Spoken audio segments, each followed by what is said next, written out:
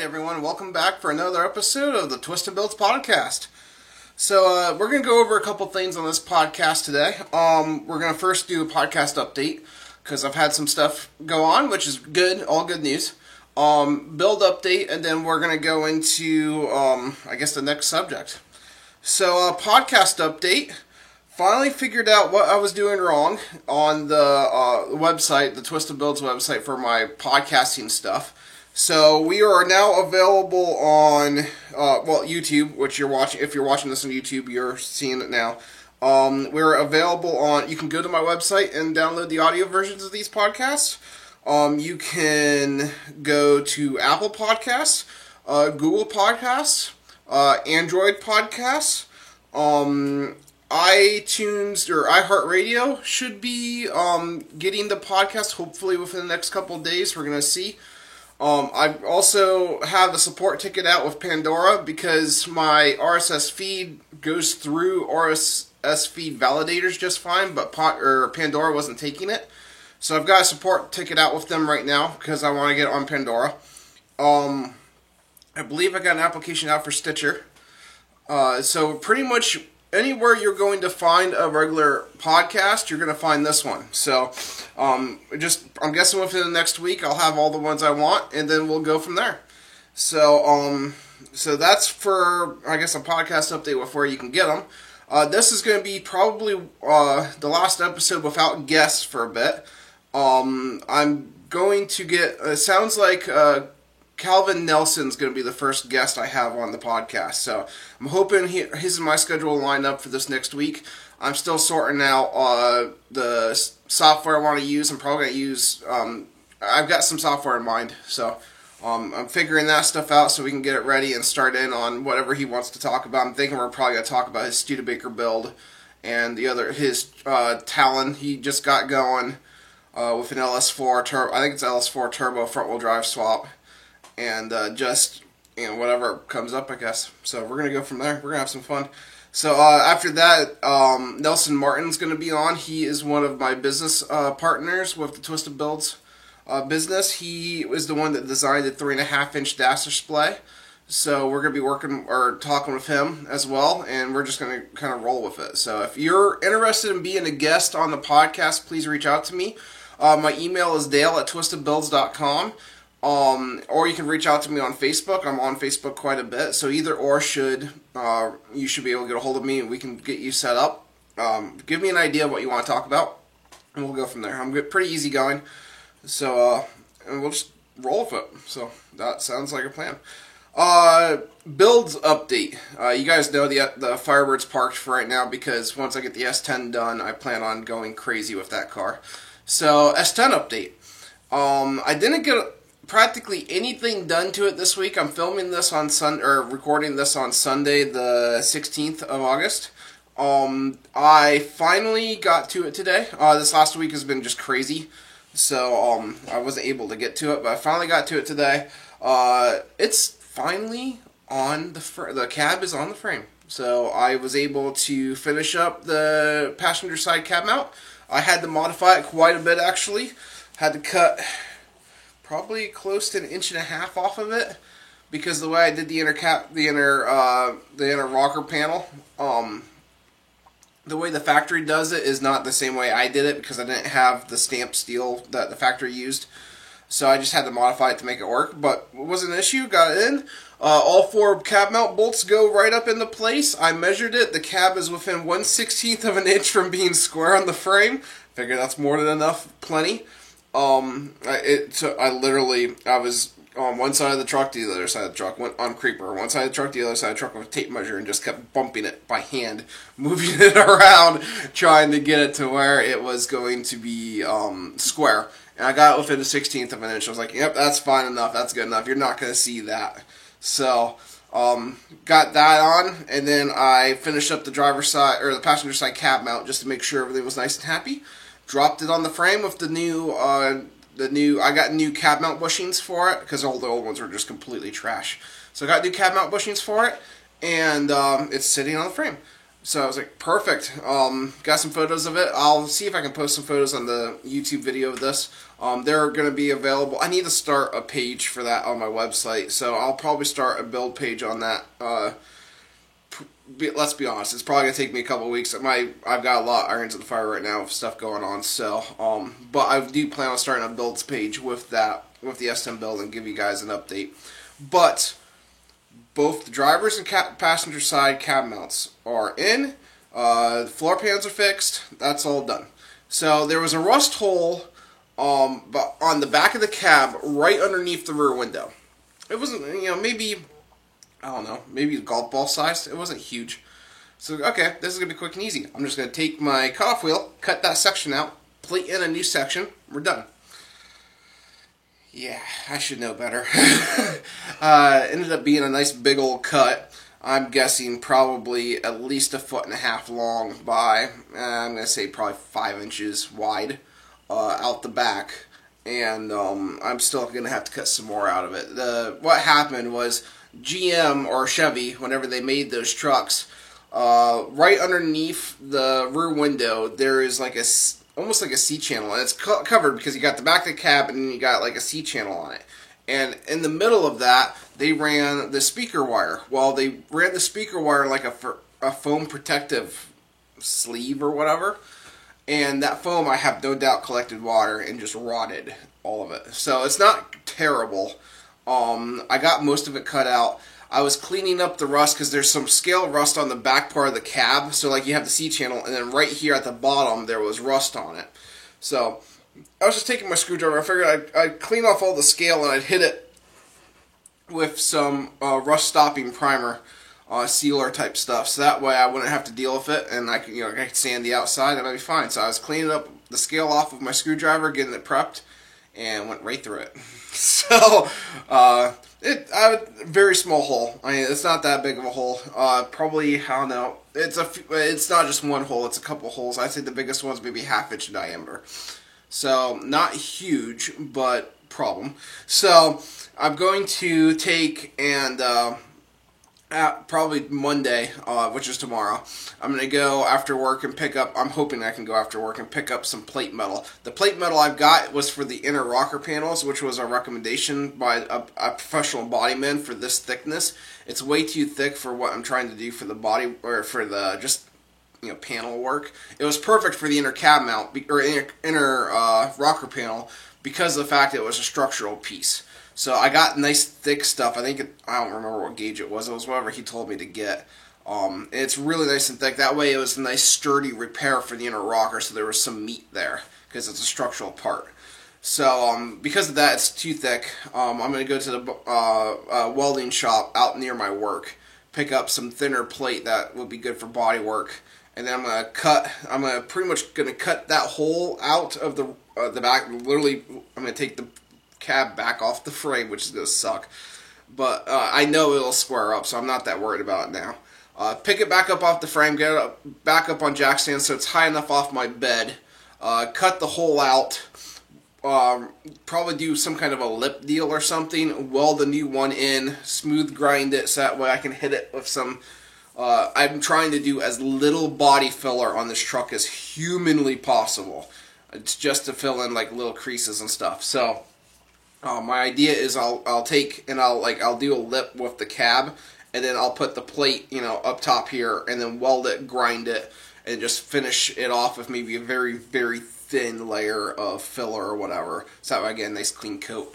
This is a truck build I'm actually kind of caring about, so that's the reason I'm taking these steps to do it. Like if it was the Firebird, which is funny because the Firebird's practically rust free.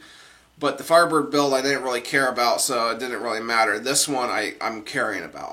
I've wanted a first-gen S10 ever since I pretty much grew up in one.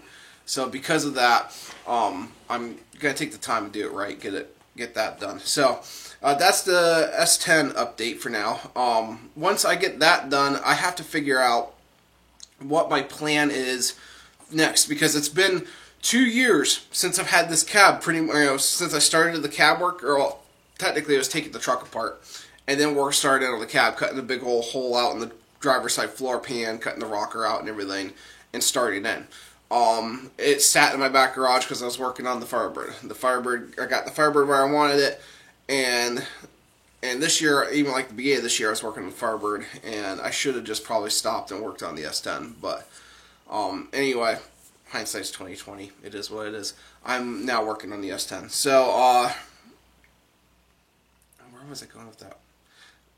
You're gonna notice I go on rants on. I'll probably go rants on this podcast quite a bit. But anyway, but yeah. So So because it's been 2 years since I've started this cab project, I haven't decided what I was doing after I got the cab fixed. So I have two routes I can take. I can either the S10 floor, the truck bed floor is very soft and rusted through in the back, and the bed mounts were between the bed floor and the frame, so on the bed, but it's like the C-channel part that you put the bolt up into for the bed are rotty. They're all rotty on this bed. So a part of me was thinking I'll get another S10 bed. It's getting very hard to find clean S10 beds. I want a clean one. If I'm going to buy another one, I might as well buy a clean one. So I can't find one locally. So what my plan is it's sacrilege, but it is what it is, and it's going to get used, so it's not a big deal. I have a mint second gen S10 bed. Not a speck of rust on it. At least there wasn't when I put it where I put it this spring. There might be a little bit of scale on it now, but it's not going to be anything serious. I'm gonna take the floor. Like the beds are different. I know the beds are different, but because they're physically like. If you take a tape measure, the square body S10 bed is practically square front and rear, and the S10 one's got a little bit of an angle to it. But my idea is I'm going to cut the bed floor out of that S10 second gen bed. Then I'm going to drop it on my S10 bed floor, mark it, and cut that out, weld the second gen bed floor on the first gen bed, and then I'm going to do some kind of like good truck bed liner coating, like a paint on, non-slip kind of coating type deal. And then put that bed on that truck, and maybe I'll put like a plastic liner or something so you can't see it. Honestly, I'm thinking of probably getting a tonneau cover for it anyway, so it doesn't matter. But that might be the next step I do with this build, or it's going to be framework. So, a long time ago, I've decided, like, I'm still 80% leaning towards doing a 3-link for S10 suspension. I need to start getting on the ball with looking in. I've been so busy I haven't had time, but I need to get on the ball and start looking into the parts I need. So like the DOM wall tubing, which I need to find a supplier for because I haven't found a supplier around here. I need to get that. I need to get probably QA1 rod ends, and I'm going to make a 3-link setup for this S10. Is my running idea currently. So as I said, I'm going to plan on doing that, and it'll be a 3-link. And my idea is I've got a 4th gen, doesn't matter. I got a Ford Explorer rear axle. So it's a leaf spring rear axle, disc brakes, 373 gears, limited slip. I can't remember if it was given to me or I bought it from a former coworker at the last dealership I was working at. So I got it. And my plan is to do the same thing I did with the Firebird because it worked really well. I'm going to put a tube from axle tube to axle tube above the center differential area. Weld them to the axle tubes, and that's going to be my mounting part for the top link, because I'm going to just build a custom 3-link for it. I'm not worrying about buying one. I pretty much built one for the Firebird because it's a torque arm suspension, but I built the torque arm. I built all the lower suspension, like the lower control arm, relocation brackets and everything for it. That's all homemade. I know how to do it. So my plan is to 3-link this just because of because of taking it on the road and drifting with it and the kind of driving I want to do with it. I'd like to take it to maybe go autocrossing with it. It's not going to be particularly great at one thing. I just want it to be good at a lot of things. So if that makes sense. So it's not going to be like a drag race truck, even though it's probably going to go to the Beaver at least a couple times. But it's going to be a driver. It's going to get 90% street use is my plan. And then, take it out drifting and kind of get a feel for what I want to make the truck into be. It's probably going to be a driver/drift truck. That's kind of the goal since I started. And because of that, I feel like the leaf spring suspension is just kind of antiquated. I can put a 3-link underneath it. It's going to cost me a little bit of money, mainly in shocks. That's the part I got to figure out, because it's going to be probably coilovers in the back. I need to figure out how on earth I'm going to be doing that, or what I'm doing for rear suspension as far as shock and spring goes. That's kind of the thing that's been like, I'm not sure, because I could put a leaf spring back underneath that and do like a tubular anti-roll deal and be fine, but I do plan on lowering the truck a little bit, not substantially, probably a 2-inch drop spindle in the front, 2 or 3 inches in the back, just where the truck sits nice and level, and just let it ride. It's not going to be crazy low. I want to be able to go over, speed bumps and not have to worry about bottoming the truck out. It's going to be usable. So, because of that, as I said, I'm thinking probably 3-link in the back. If you have any recommendations or if you've done this, let me know. I know there are companies that sell 3-link kits on them. Those kits, the cheapest one I found is like $2,500, and they can keep it for that price. I will be making my own. But if you've made your own homemade 3-link or something for an S10, reach out to me. I'm kind of curious what you did, definitely for shock and spring placement, and what you did for shock and spring. So if you've done it, let me know. That'd be great. I would take any advice you guys can give me. So, but yes, so that's kind of where the build is going. So it's either the next thing you're going to see me doing, and I need to make an actual YouTube video of the progress I've made with it so you guys can visually see it. But it's either going to be bed progress or it's going to be frame progress. I haven't decided which. So I'm kind of leaning towards frame progress, because then I could get the cab and everything on the new frame, and because once I make it a roller again, I could do that. And then I could work on the bed while we go into the Pennsylvania winter months. So, because it's August right now, probably come October, November, we're going to start seeing snow. So I've got a couple months before I have to really start thinking about, parts of this build that I can get done. So, as I said, I'm thinking frame is going to be next. It's going to depend on funds. It might be bed, because I have everything to do the bed. I don't have everything to do the frame. So it's just kind of a juggling act. But as I said, if you guys have done a 3-link home suspension 3-link setup on an S10, reach out to me, Dale@twistedbuilds.com, or comment or message me on Facebook, something. Alright, guys. So, getting on the subject, there was some of the, I'm looking down at my computer right now, there is some points I have not hit yet from the first reach out of, hey, what do you guys want to hear about on this podcast? So, let's see. I did the Firebird background. You guys pretty much know the Firebird. The S10, I could go into S10 background a little bit. And that's a quick little stint. I had, I got an S10 originally, a 2nd-gen S10, from one of the independent shops I worked at in town. It broke the timing chain on it, and we could have sworn it bent all the valves. It's an interference motor that's in the 4-cylinder. It's like a 96. And it's supposed to be interference. It's labeled in the book as interference. I reached out to a GM buddy, and he's like, yes, it's labeled as interference. However, if you're not winning the motor super high, they don't normally bend the valves. They don't touch. Don't know why it's labeled as interference. Maybe it's because of, a higher RPM. If it breaks the chain, maybe then it'll do it. I'm not totally sure. But anyhow, long story short, I bought the first S10, which was a 2nd-gen S10, for $250, I believe. It wasn't perfectly rust-free, but it wasn't bad. The main down thing it had was it had a big old dent, and I believe it was the passenger side bed. It might have been the driver's. I think it was the passenger side. I mean, it was a huge, someone backed into it. Big old, did it in probably 4 inches, I would say. No joke. Big, huge dent. It was a regular cab, long bed, 2-wheel drive, 4-cylinder, 5-speed truck. I ended up getting it, got it in my garage. I was like, you know what? I'm going to take like a $70 gamble. That was what the cheapest, the absolute cheapest Rock Auto timing chain set was for this engine. So I got the truck in, got it tore down, verified it was a timing chain blue.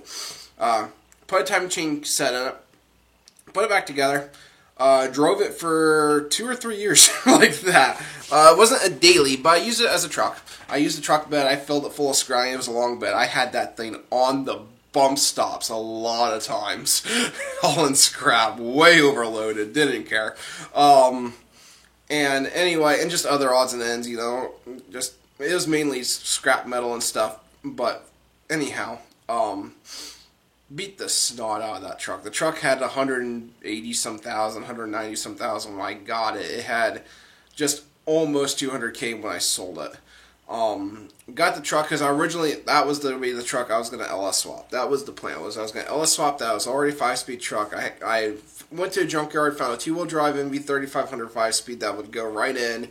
I'm like, that is going to be the truck I'm going to swap.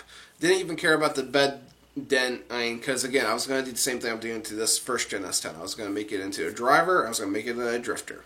And that was the plan. I always have had a soft spot for first gen S10s. It's always, because I grew up in one. My dad had an extended cab, short bed, 4x4 S10. He got it from a junkyard, I believe. Got a 305 and 700 R4 transmission that he threw in it. And kept the 4-wheel drive and everything, kept the cruise control and everything working. I don't even remember. I think it was carbureted, but he had this truck, and I pretty much grew up in that truck. I sat in the little back, sideways folding down seat and everything growing up, and yeah, there's a lot of memories in that first gen truck, and we ended up. He had to sell it. My mom and sister pretty much forced him to sell it to get a bigger truck for hauling horses. My sister and my mom were into horses, so we needed something bigger. So the S10 left, and we got a bigger truck. Anyway, pretty much grew up in that truck. So, and I've always had a soft spot for those things because of that. I have a buddy in town that had this red one. He spent a pile of money on this thing because it was supposedly clean and rust-free. He never looked underneath of it. It had a bunch of Bondo and filler and everything, and it looked clean. So he paid this money for it. He needed the vehicle. He drove it around. He got laid off. This is well before, this is 2 years ago. He got, I believe, laid off for something and needed money. And needed money badly. I was like, you know what? I'm going to see what I can do. In order to keep an S10, I had to get rid of one. So, and this is still a gamble, but I wanted this red S10. So I sold the 2-wheel drive long bed S10. I believe I got $400 out of it. So I remember I bought it for $250. I put maybe $70 into it. Drove it for 2 years. Oh, and it had a leaking head gasket, which I did tell the guy. I ended up blowing a brake line, and it had a leaky head gasket externally. It leaked coolant out. And I laid everything on the line. I was like, this thing's got a leaking head gasket out of the back of cylinder 4, leaking down onto the top of the transmission. It leaks right onto the exhaust once you get it hot. It's got a blown brake line. At that point, it was getting rusty. So the cab corners were getting rusty. The cab mounts were solid in there, but they're getting some scale on them. I mean, it was a clean bare bones, definitely compared to this S10. It was a clean bare bones truck, and that the thought has gone through. I probably should have kept that thing, but I always wanted a first gen. But anyway, so I was like, it's decent. The transmission, ever since I bought it, had no fifth gear. I told him about that. You'd put it in, you'd put it in fifth gear, and you could ratchet strap it in the fifth gear, and it would kick it out. It did not care. It bounced it out of fifth gear. So, anyway, so I told him everything. He needed a truck. He loved the truck. He bought it. I believe he spent $400 for it. I turned right around and bought the red S10 that I have currently for $400. Transfer title and everything, and it was mine. So it sat in my yard for months. It sat, I'm guessing, for 5 months before I started tearing into it.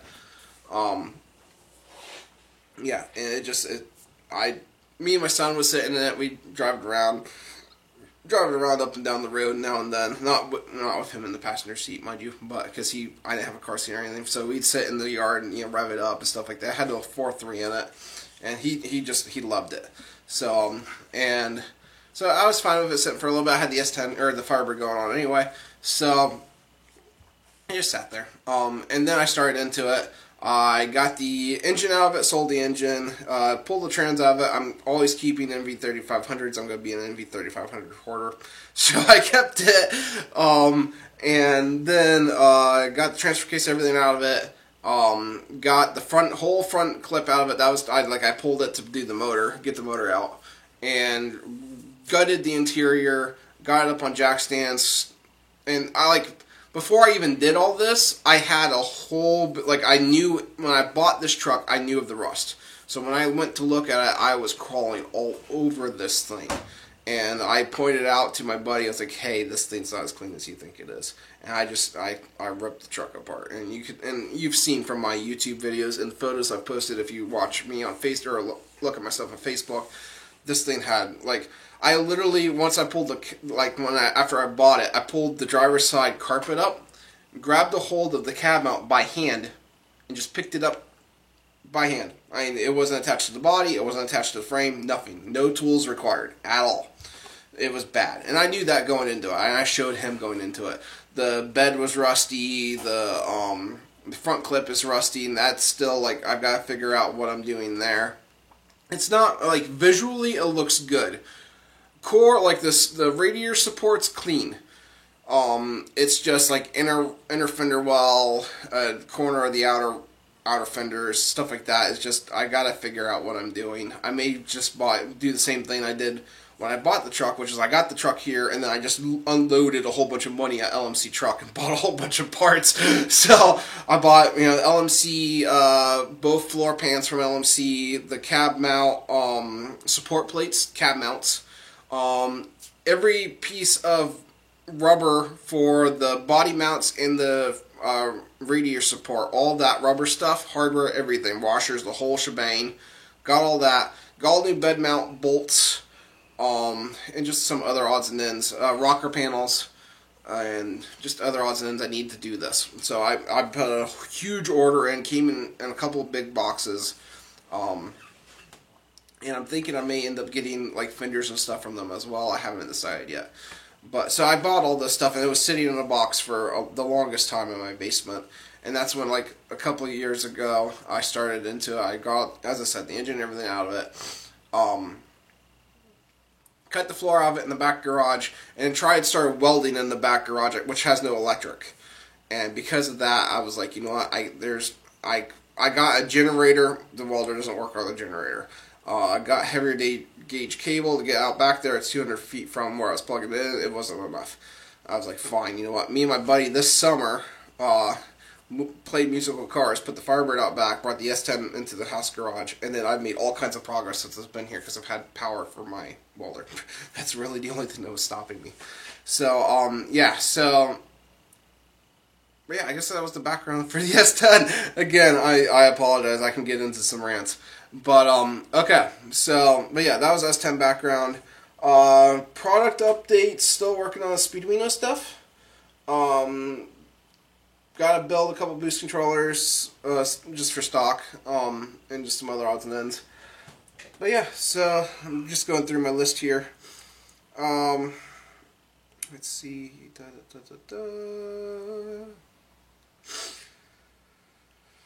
Oh, I think I went into my background. I'm just reading through the comments. I think I went into my background on the last. I'm reading Sky Smith's. Sorry if I mispronounced your last name. Question. Your background, did you go to school for electrical design or were you self-taught, and where did you see this going? I did not go to school for electrical design. I did go to UTI for Automotive Core and Ford Fact, where I learned a lot of my electrical for automotive stuff, and besides just doing it. So I guess you'd say I'm self-taught. Google is a wonderful resource. I think I went into this all in one of the last podcasts. But yes, sit down and use your head, know what's crap on Google and what's not. Where do you see this going? I would love for the Twisted Builds business to take off and replace my full-time job. That would be amazing. Short term, I don't see that happening. Definitely with the COVID stuff and everything going on in the world right now, I just don't foresee that happening.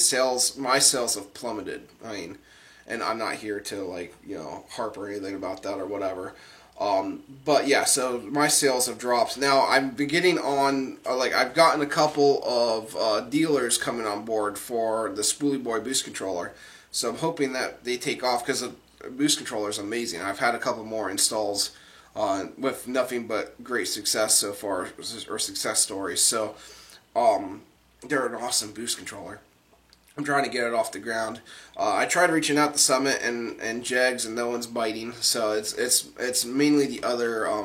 We have a speed shop and 2 speed shops in Texas that bought a couple units, and a couple other places. I don't want to say their names just in case I'm not allowed to yet. We're working out details and stuff like that. I just need to talk to them first, I guess.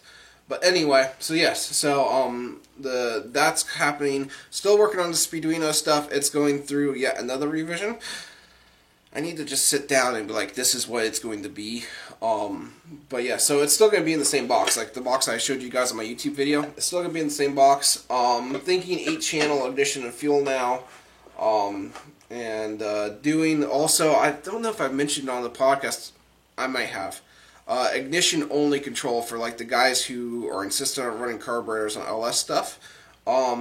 Ignition only controller, 8-channel, and with some other extra features built in. But yeah, so that's going to be coming to you. I've been working on that. I need to get back to my 10.1-inch display. I'm sure Calvin Nelson, I know, mentioned something that he was going to talk to me about that in this next podcast, or the one he comes on with me about. I need to get back onto that at some point. That's me and David Smith are working on it, bringing that online. We haven't touched it in a little bit, just to be honest with you guys, but I need to get back on that at some point. It's just, again, so many irons in the fire. I'm working on what I've got, but yeah. So I would love for this to take off. I would love for this to replace my full-time gig and just do build products and stuff. Don't foresee that happening soon, but again, every business, there's a takeoff period. So it's one of those things. Also, like how do I say this correctly? I love turning wrenches. I love being at the cutting edge. Like I've thought a lot recently about going back to independent dealer. And if my boss hears this, hey. Yeah, I've thought about it. Thing is like I do like being on the cutting edge of what's new, and I can't say a lot about the new stuff coming through Ford because of intellectual properties or whatever, or rights to things. I can't. I would love to just spew, but I can't. So there's some stuff going on that I don't agree with Ford Motor Company itself. And just some garbage that's happening. So because of that, and I can't say anything about it, but I've thought about going back to independent. But it's one of those things where it's like I love doing. I hate the warranty pay. Ford doesn't pay crap for warranty work, but I would love to. I don't know. So yes. I would love for this business to take over my day job. I just don't know if I could actually ever quit wrenching at a shop. So I guess that's something I gotta figure out. Go down to Harrison Young's question. He was like, talk about the electronics you tinker with. That Arduino mainly. I'm getting into Tinsy stuff because the Speeduino is moving that direction. The screens, I'm starting to get more, in my downtime, I'm starting to get more used to the screen coding. A lot of the screen coding stuff you've seen has been done by Nelson Martin and David Smith. They both are phenomenal at it. I'm getting there. I'm like to think I'm pretty decent at the Arduino coding, but the screen stuff I'm still learning, and integration and stuff like that. So, besides for that, automotive, pretty much any kind of automotive electronics, I love to. I'm a gearhead at heart. It is just part of me. Junkyard Scroungers list. Things that are cost effective. Or I'm guessing that's two different questions. Junkyard Scroungers list. I'm an LS engine hoarder. I love going to junkyards and getting things, but normally it's what I need. It's not like just going there in case I need it type deal. And a lot of stuff is publicly known. Like it's been on Facebook and whatever, it's been shared around. If you're doing a cable throttle body LS swap, which I need to go get to the junkyard to get one. Dodge Grand Caravans with the 3.8. Their throttle cables. Now, this is something I came up with. I got this from Facebook, from a group on Facebook. I can't remember which group it was. I think it was the Sloppy Mechanics group, but I could be wrong there. The Dodge Grand Caravan with the 3.8. The throttle cable is long and works perfect. You have to grind the one throttle body like barrel part of the cable down a little bit to make it fit. But after you do that, that's why I run the Firebird. We put one in my buddy's Myron's C10, and just a couple other friends have run the same thing. Thing works phenomenally, perfect length. You can, like, if it's a little extra long, you can normally hide it behind the intake if you need to. It works great, cheap. It'd save you a bunch of money. Yes, it's a junker. If you want a fancy like braided throttle cable, buy a new one. But for what I'm doing, that's what I go after. Let's see. I'm trying to think. Best wiring practices. Best wiring practices. So, I'm gonna bring up some things there just because of my automotive experience. And you'll find out, like, there's a lot of stuff, if I can talk about it openly, there's some stuff that the manufacturer I work for, which we know is Ford, I don't perfectly agree with. But their wiring repairs and stuff are bar none because you're doing it constantly. So, a lot of people are like, crimp, don't solder. Anything nowadays for automotive, the resistance through a crimp can affect it. I prefer definitely on like a sensor circuit. And not only that, but a crimp, if you look at it, underneath a microscope, you can get what's called terminal fronting even through the crimp. So that's pretty much like you have a crimp where it crimps down on the wire, but the wire inside that crimp can still move just microscopically, and that creates miniature arcs through that wire, which creates a black oxide on that wire, which causes resistance issues. It takes a while. It takes definitely if you have the wiring harness properly retained, so it's not bouncing around and moving a lot.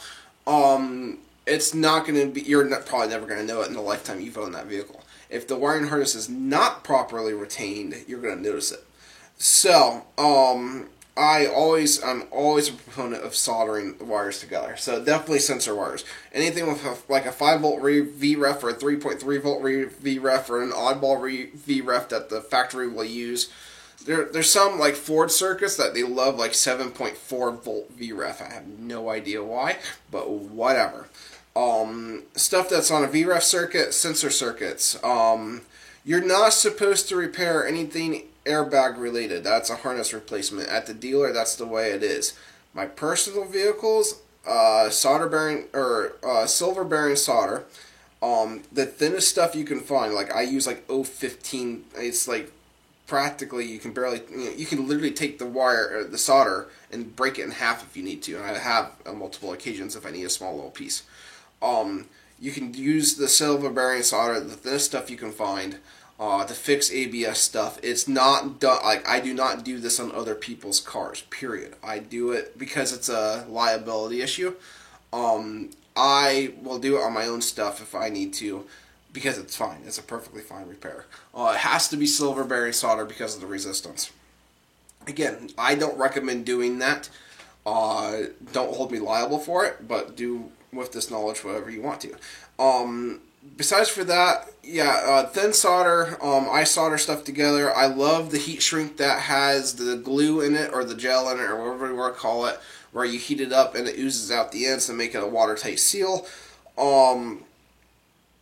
Retain the wiring harness. There's so many of them out there. I'm seeing, even like if you zip tie it to something sturdy, that's fine. Just retain it.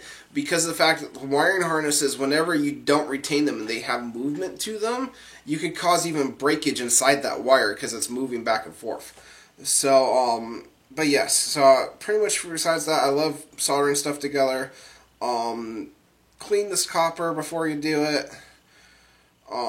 But yeah, I hate using electrical tape on ends. I will if I have to in a pinch. I normally will go back and fix it later. Sources for electronic parts and components. Stuff I use for the business, I'll just be open and honest with this. DigiKey, Mouser, Arrow. Those are normally the big three. Those are the big three I'll go after for electronic components. Resistors, diodes, transistors, MOSFETs, stuff like that. But yeah, stories about sketchy repairs that worked out well. I've been trying to think of a few for the last, it looks like a week now. I've done some sketchy stuff. Nothing that's coming right to mind that would make great content for this podcast. So, I guess there was one.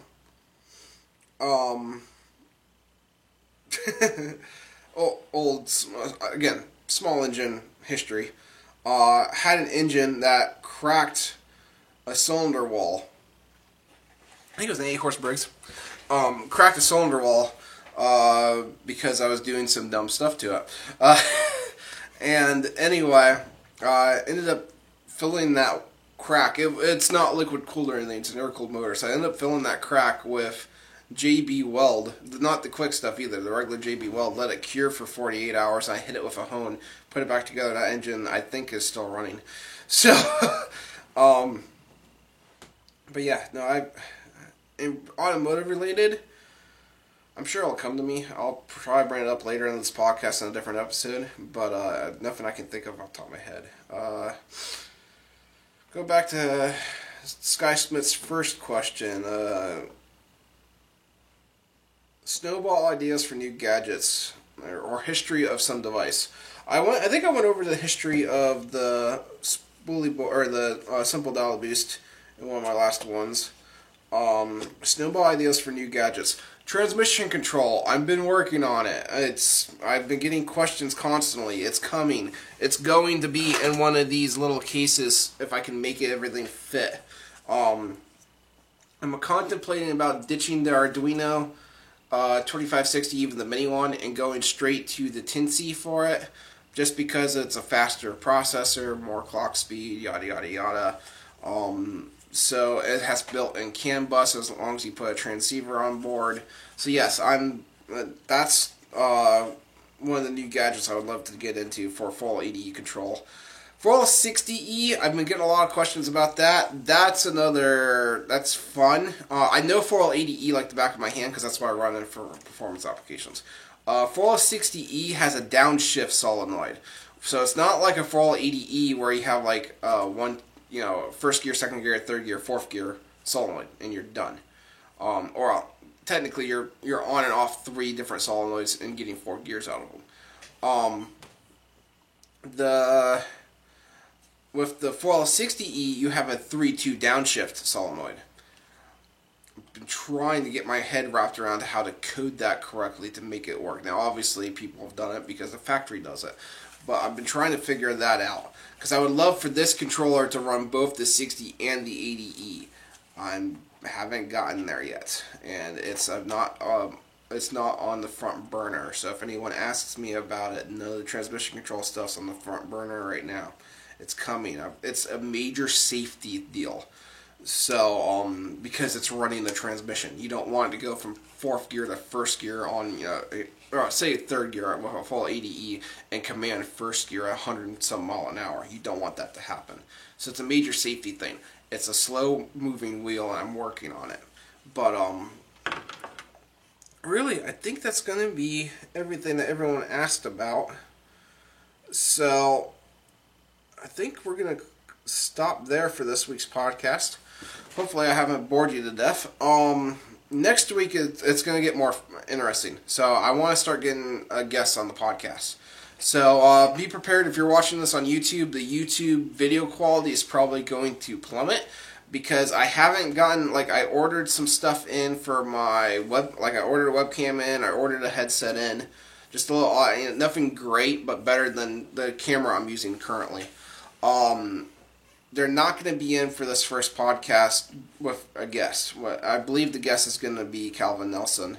We're going to cross that bridge. If not, I'll see if I can get someone else on board. Because of that, I'm going to be using my laptop, which is it's a newer laptop to me. It's going to be using that webcam and that mic. So just be prepared. I'm hoping the audio quality is good on this next round. We'll see. Plan as of right now is to get Calvin Nelson, as I said, and then Nelson Martin. And then I'm going to figure out from there, I guess. So, alright guys, I hope you guys enjoyed this week's podcast and my ramble about everything. So I'm hoping, as I said, they'll be on this next week. Hopefully I'll have another S10 build update for you guys. And if you guys have any questions or recommendations for subject matter, message me, comment on this video, email me, let me know. So alright guys, hey, thank you guys for listening and watching, and have a great one.